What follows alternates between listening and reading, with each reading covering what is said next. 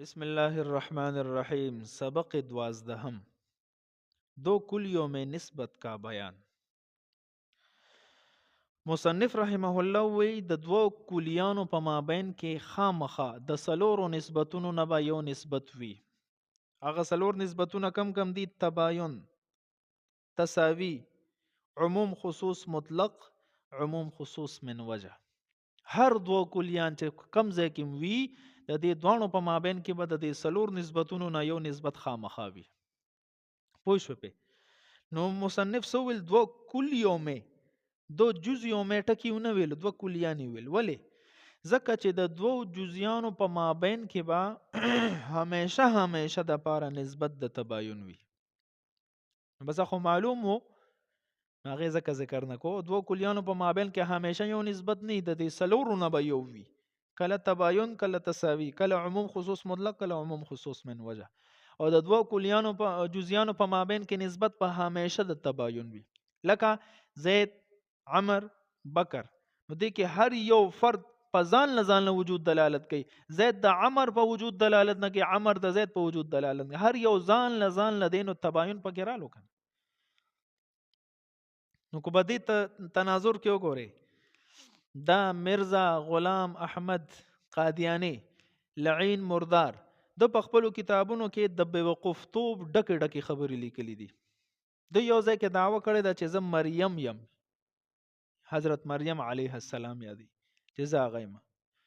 بل ځای کې لیکلي دي چې زه ابن مریم یم، یعنی حضرت عیسی علیه السلام یم. بل ځای کې لیکلي چې زه موسی یم علیه السلام. نو تاسو وایه دا جزئیات دي کنه. حضرت مریم علیه السلام جدا شخصیت، حضرت عیسی علیه السلام جدا شخصیت، حضرت موسی علیه السلام جدا شخصیت، او دا جزئیات تی جدا دي. او د جزئیاتو په مابین کې همیشه د پاره نسبت د تباین وي. یعنی حضرت عیسی علیه السلام چې ذکر شي داغي وجود پاک ته مراد وي، موسی علیه السلام ته مراد نه. چې موسی علیه السلام ذکر شي، عیسی علیه السلام ته مراد نه. حضرت مریم علیه السلام ذکر شي، موسی علیہ السلام ته مراد نه. یعنی هر یو په جدا جدا ذات باندې دلالت کوي. دی په مابین کې همیشه نسبت د تباین وي. نو دا د بیوقوفتوب نه خره چې دا کله ځان ته مریم علیه السلام وی، کله موسی علیه السلام وی، کله عیسی علیه السلام. دا د بیوقوفتوب نخې دي. طالبان دلته یو سوال کوي چې ګوره قرآن عظیم الشان کې دی قل ادعوا الله او ادعوا الرحمن ایما تدعو فله الاسماء الحسنى. الله رب العزت فرمای چې تاسو الله را بلې یا او ادعوا الرحمن، یا سکوي رحمان را بلې. الله رب العزت چې کله نوم اخلي نو داسې مل شي یا الله، داسې مل شي یا رحمان. ایما تدعو په کوم نوم سره چې را بلې اختیار دی رته. ولی فلله الاسماء الحسنى، د رب ذوالجلال د پاره ډیر ښکلي ډیر نمونه دي. په کوم نوم سره را بلل شي. نو ګوره دلته لفظ الله ذکر شو، لفظ الرحمن ذکر شو، لفظ الله ځان له جزئی، لفظ رحمان ځان له جزئی. سوالی انداز اختیار کا. نو چې د دې جزئیاتو په مابین کې نسبت د تباین شو، نو چې یو سړی الله وای بل سړی رحمان وای، نو دا شرک لازم نشو. ځکه چې الله ځان له دی کنه، ځان له جزئی شو، او لفظ رحمان دا ځان له جزئی شو. د دې په مابین کې تباین دی، یعنی دا یو ذات نه دی، جدا جدا ذاتونه دي.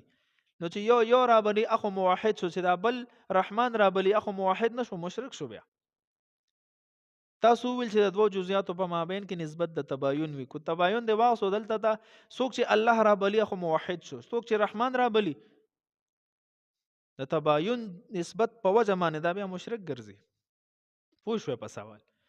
نو جواب دا دی چې ځان پوره قانون باندې پوه که. زمونږ مقصد دا دی هغه دوه جزئیات چې داغي مصداق جدا جدا وي، د دغه دوه جزئیاتو په مابین کې به نسبت د تباین وي. زید، عمر، بکر، د دې مصداق د دې زید، عمر، بکر نه هر یو نه جدا جدا ذات مراد دی. او ته په ایمان وې د لفظ الله او د رحمان نه جدا جدا ذات مراد دی، کو یو ذات مراد دی؟ یو مراد دی. نو موږ هغه دوه جزئیات یادو چې د هغې مصداق جدا جدا وي، نو د هغه جزئیاتو په مابین کې به نسبت د تباین وي. د کومو جزئیاتو مصداق چې یو وي، نو د هغې په مابین کې به نسبت څه وي؟ التباین نه ابد تساوی نسبتی. اوس بالته ذکر کو لکه اسد او غضنفر د دوانو الفاظ جدا دي، خو د دې مفهوم مصداق په خارج کې یو دی. اسد هم شیر ته وي او غضنفر هم شیر ته وي. نو د داسې دوه الفاظو په مابین کې به جزئیاتو په مابین کې به جي نسبت د تباین نه نسبت د تساوی به وي. پوه شوې په لکه ها. نو اول قسم پکې د تساوی. تساوی چاته وي؟ دوه داسې کلیان چې دا کلی د پټولو افراد صادق راځي او دا کلی د پټولو افراد صادق راځي. نو داسې دوه کلیانو ته بس وایي ولکه متساویین. د دې دوانو په مابین کې نسبت د تساوی دی. صاحب کتاب چې کوم مثال پیش کړی دی لکه انسان اور ناطق. نو انسان د ناطق په حرف صادق راځي او ناطق د انسان.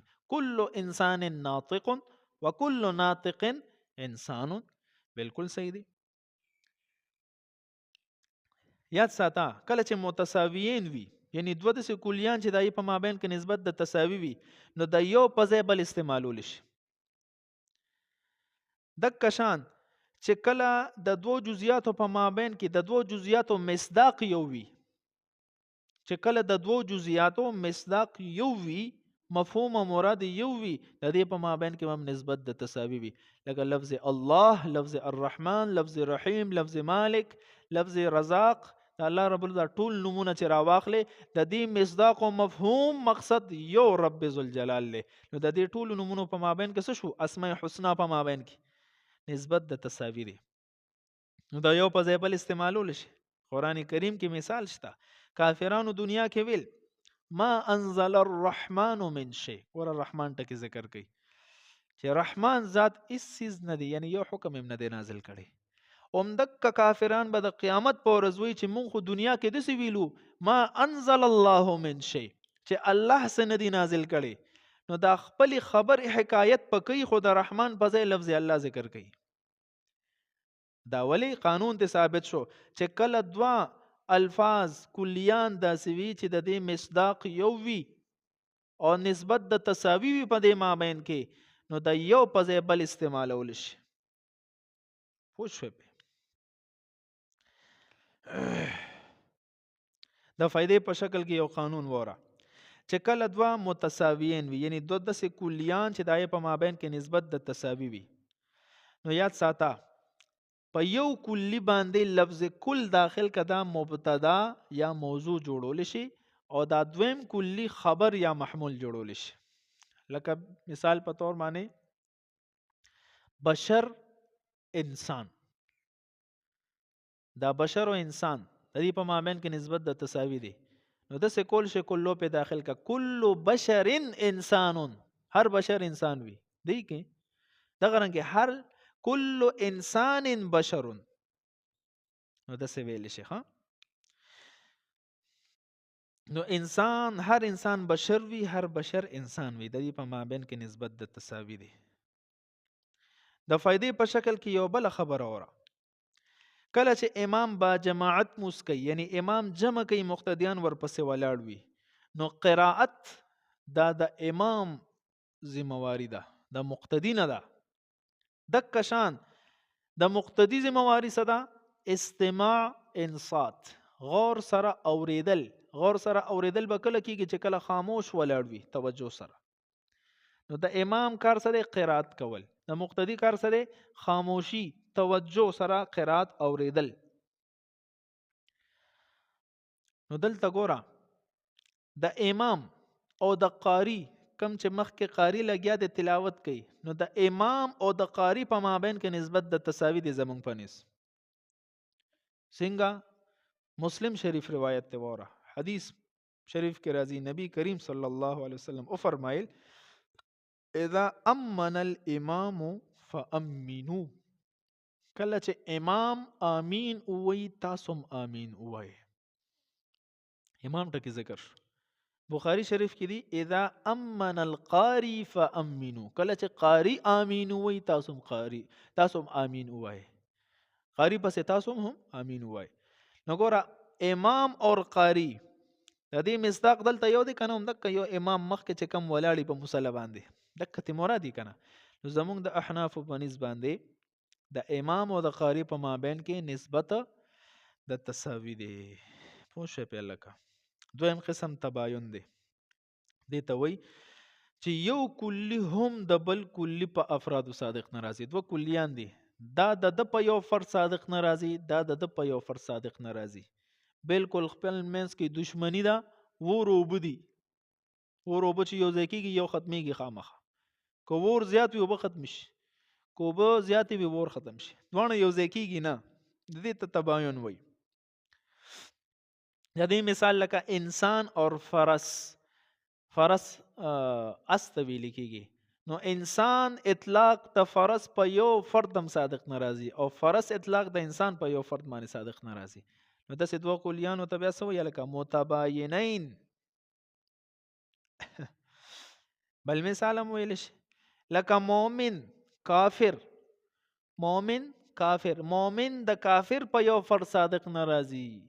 سو پورې چې دا کافر وي دته مؤمن نشي ویلی، او کافر د مؤمن په یو فرد صادق نه راځي. سو پورې چې دا مؤمن وي کافر وته نشي ویلی. نو د مؤمن او د کافر په مابین کې نسبت څه شو؟ د تباین شو. یو قانون وره د فائدې په شکل کې کله چې د دوه کلیانو په مابین کې نسبت د تباین وي، نو په شروع کې حرف نفي اولګوا، نو یو نه مبتدا بل نه خبر جوړول شي، یو نه موضوع بل نه محمول جوړول شي. مثلا خالق او مخلوق. نو د خالق دا ځان له کلی، مخلوق ځان له کلی، د دې په مابین کې نسبت د تباین دی. نو خالق چې وي نو مخلوق نشي کېدی، مخلوق چې وي نو خالق نشي کېدی. نو داسې ویل شي لا شیء من الخالق بمخلوق، لا شیء من المخلوق بخالق. یو خالق مخلوق نشي کېدی، یو مخلوق خالق نشي کېدی. ورسېدی. دې ته وایي تباین. او دریم قسم عموم خصوص مطلق دی. دې ته وایي چې دوه کلیان دي، دا کلی د په هر فرد باندې صادق راځي، او دا کلی د په هر فرد صادق نه راځي، بلکې په بعضو صادق راځي، په بعضو افرادو صادق نه راځي.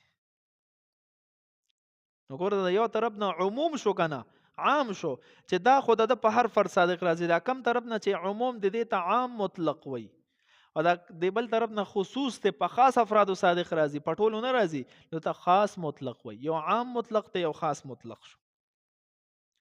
لکه دې صاحب کتاب چې مثال پیش کړی دی حیوان اور انسان.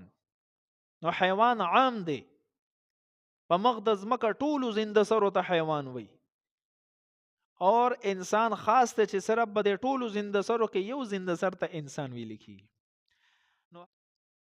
نو د حیوان اطلاق په هر انسان باندې کېږي، د حیوان اطلاق په هر انسان باندې کېږي، او د انسان اطلاق په هر حیوان باندې نه کېږي.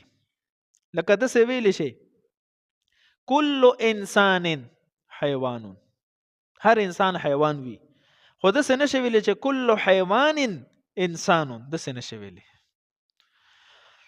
پوه شوې بیا لکه عموم خصوص مطلق دا شو.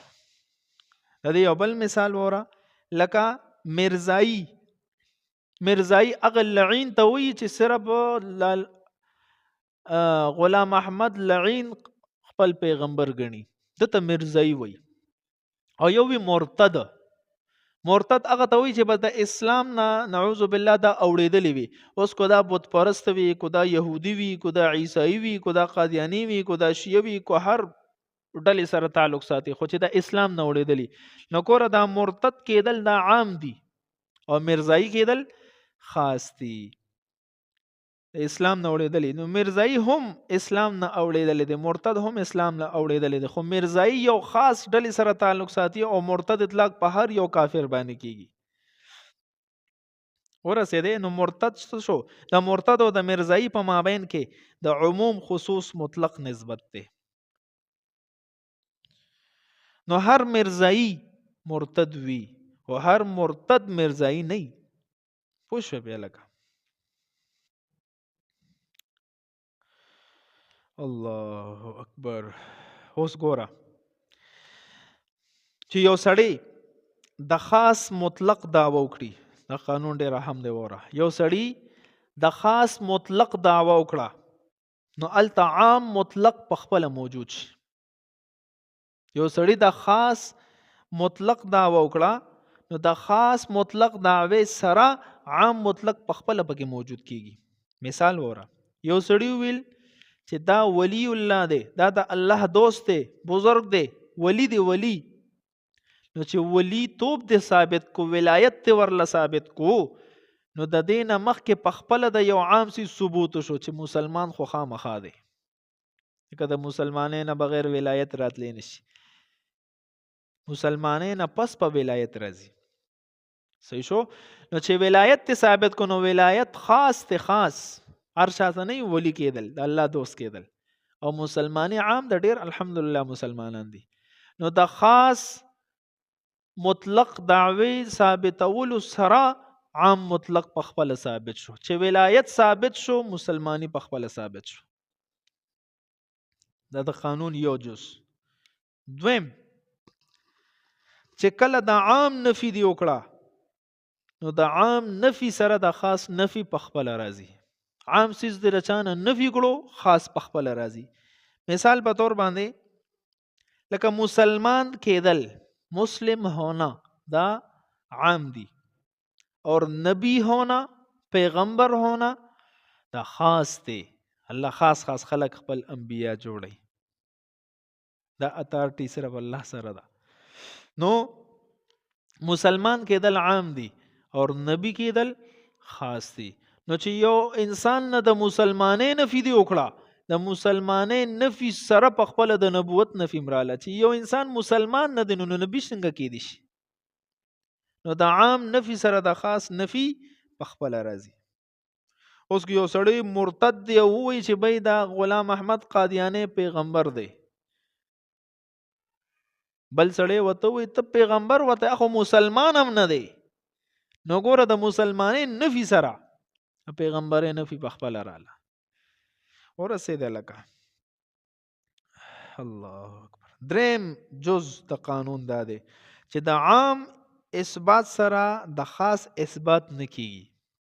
یو عام چیز د چا لپاره ثابت کو نو د عام ثابتولو سره د خاص اثبات نه کیږي. مثال په تور باندې چاته دی ویل چې یہ مسلمان ہے، مسلمانی دی ورله ثابت کا، نو د مسلمانۍ ثبوت سره دا نه ثابت دی چې دا اوس پیغمبر هم دی، پیغمبري خاص ده، مسلمانی عام ده، نو دا عام ثبوت سره د خاص ثبوت نه راځي. چې مسلمان شو پیغمبر به پخپل نه ورسېده نو د عام مسلمانۍ سره د پیغمبري ثبوت نه راځي. څلورم قسم دی عموم خصوص من وجه. دی ته وایي چې دو کلیان وي، دا کلی د په بعضو افرادو صادق راځي او دا کلی د په بعضو افرادو صادق راځي، دوانو طرف نه بعضیت حکم وي. نو دې ته ویل کېږي د دې په مابین کې به عموم خصوص من وجه وي. مثال په طور حیوان اور ابیض، ابیض سپین ته ویل کېږي. نو حیوان د ابیض په بعضو افرادو صادق راځي، ابیض د حیوان په بعضو افرادو صادق راځي. الله اکبر. بل مثال وره لکه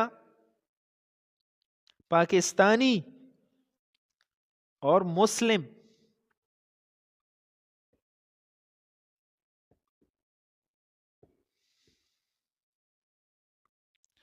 پاکستانی اور مسلم. نو په پاکستان کې چې کم مسلمانان اوسېږي نو هغه ته پاکستانی هم ویل شي، مسلمان وته هم ویل شي، دواړه پکې جمع شو، دغه مادي دي. اوس په پاکستان کې چې کم عیسایان اوسېږي نو پاکستانی ورته ویل شي خو مسلم ورته نشي ویلی. دغه شان په بار ملک کې چې کم مسلمانان اوسېږي هغه ته مسلم ویل شي خو پاکستانی ورته نشي ویلی. دا درې مادي دي په عموم خصوص من وجه کې. پوه شوې لکه نو دا څلور نسبتونه شو چې د هر دوه کلیانو په مابین کې به وي.